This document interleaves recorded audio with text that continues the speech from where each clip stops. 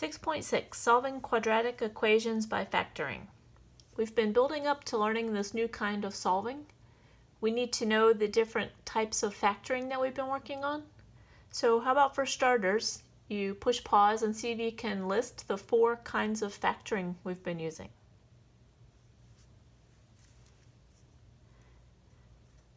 We learned one called GCF, one called grouping, one called trial and error, and one called difference of squares.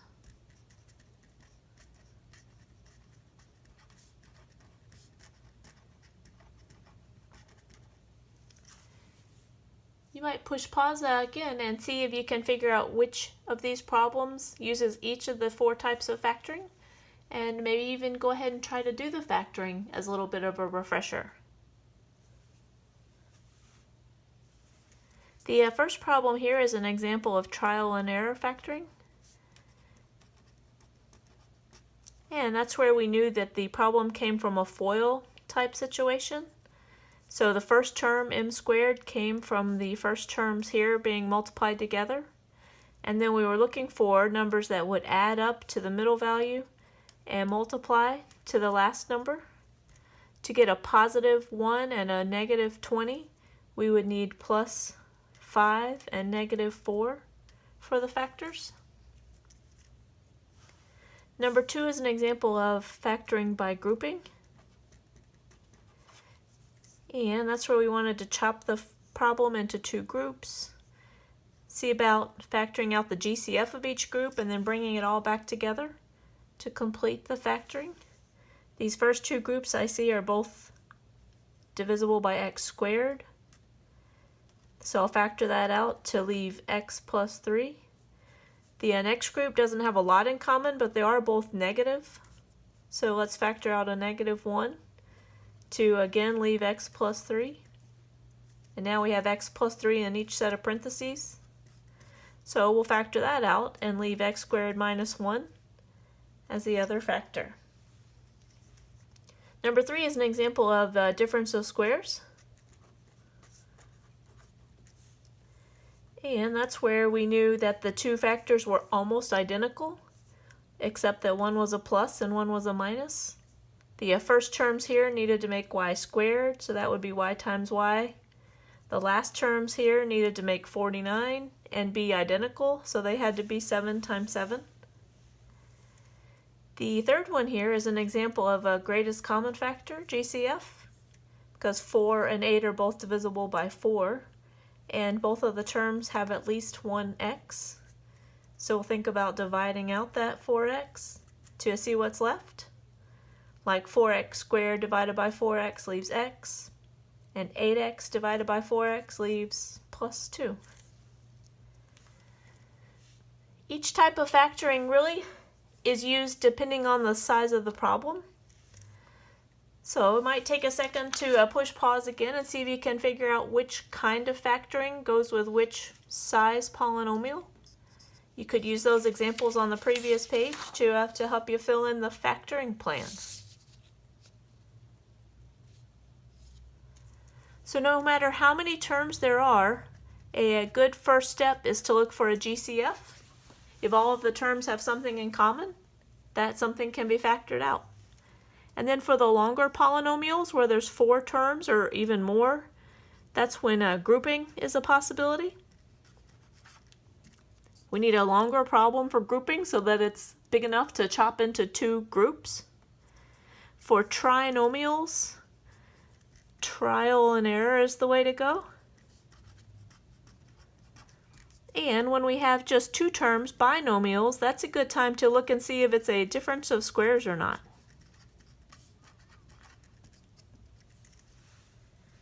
So being able to do all these types of factoring will help us solve a problem like x squared plus 3x plus 2 equals 0. So we're building up now to looking at solving quadratic equations by factoring. What we mean by a quadratic equation is one where the degree is 2. And the idea is that when the degree is 2, there's going to be 2 solutions.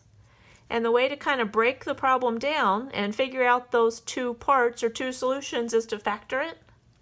So ignore the equal to 0 part for just a second and check out that we have a trinomial here. So according to our plan for trinomial, we want to use trial and error.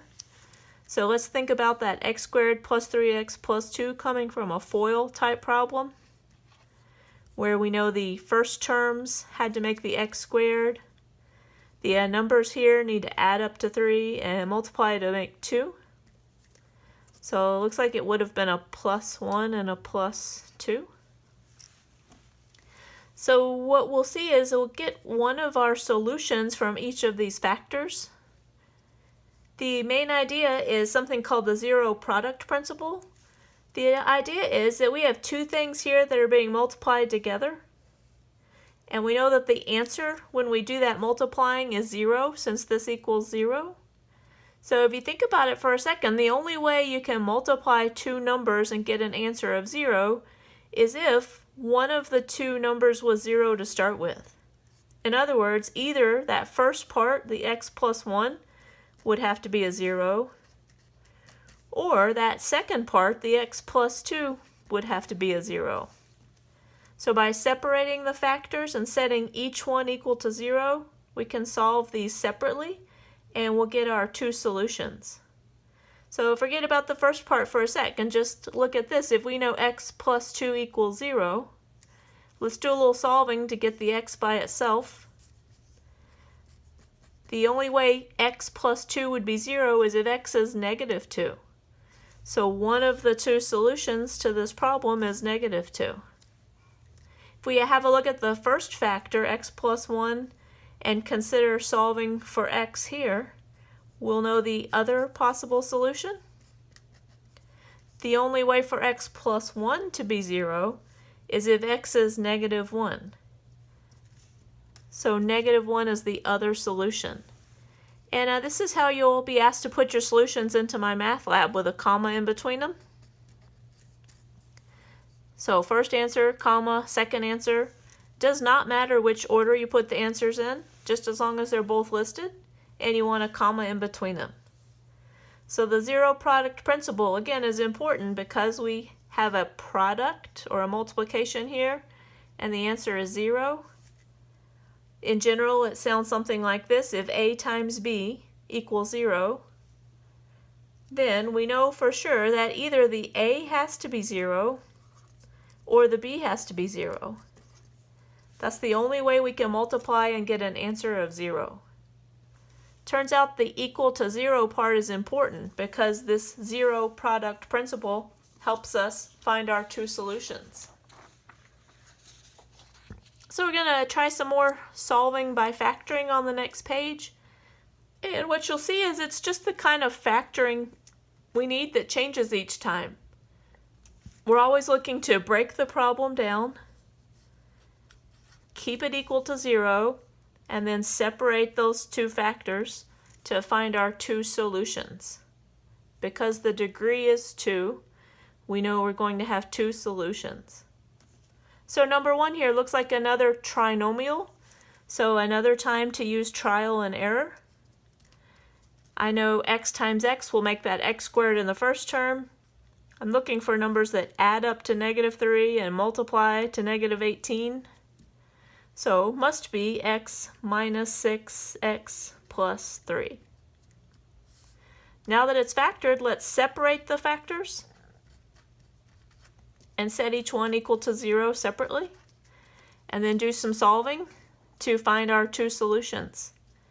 So x minus 6 equals 0. The only way that's true is if x equals 6. So a 6 would make that 0. That means 6 is one of our solutions.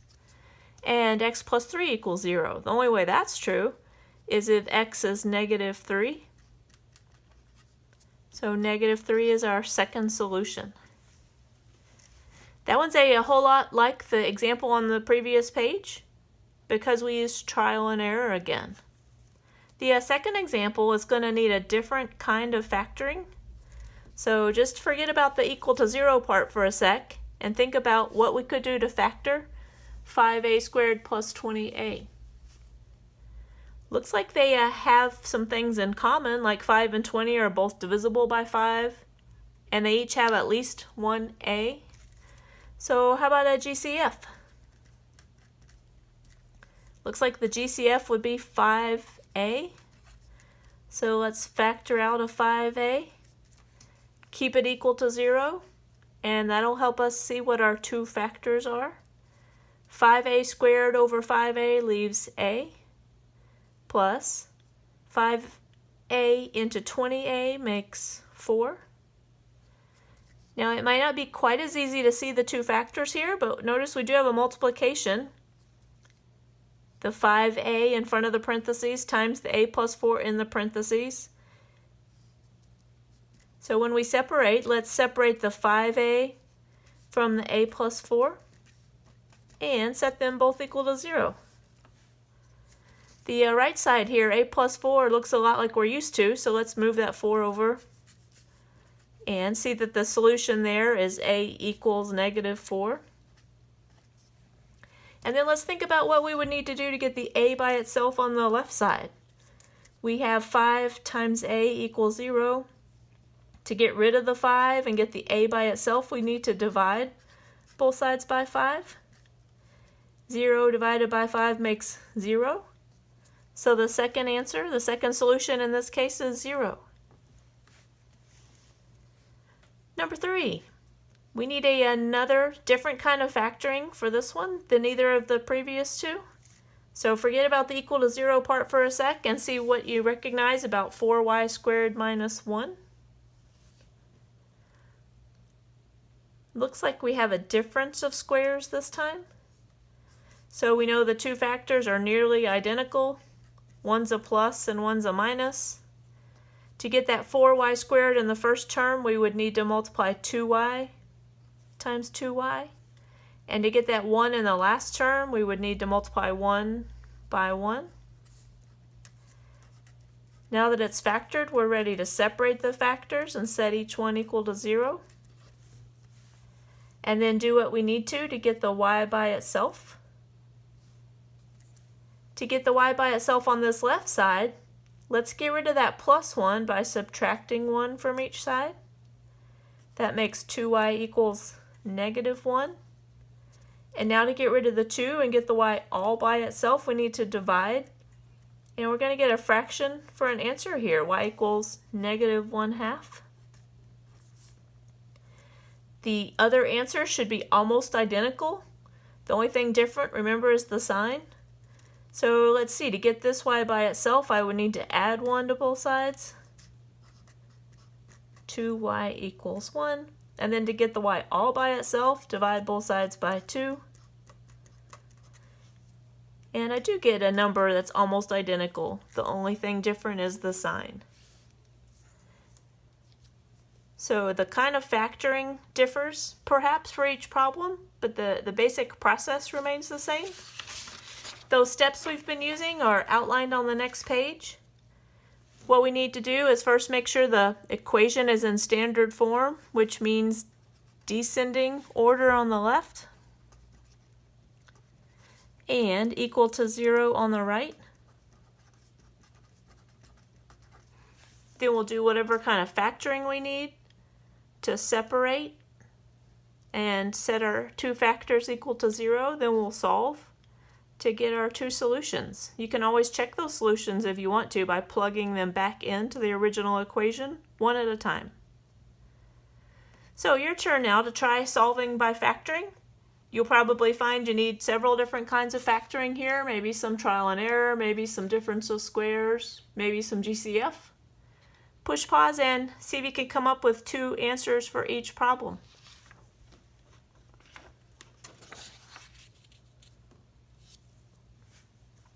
So number 1 needs trial and error for its factoring, and we get the solutions -3 and +2. Number 2 is a GCF, and we end up with the solution 0 and 2. Number 3 is a difference of squares. So the two solutions this time are positive and -4/3. And number 4 looks a lot different. It turns out it's kind of quicker and shorter though because it's already factored. So we can just tell from those factors that our two answers are going to turn out to be -3 and -5.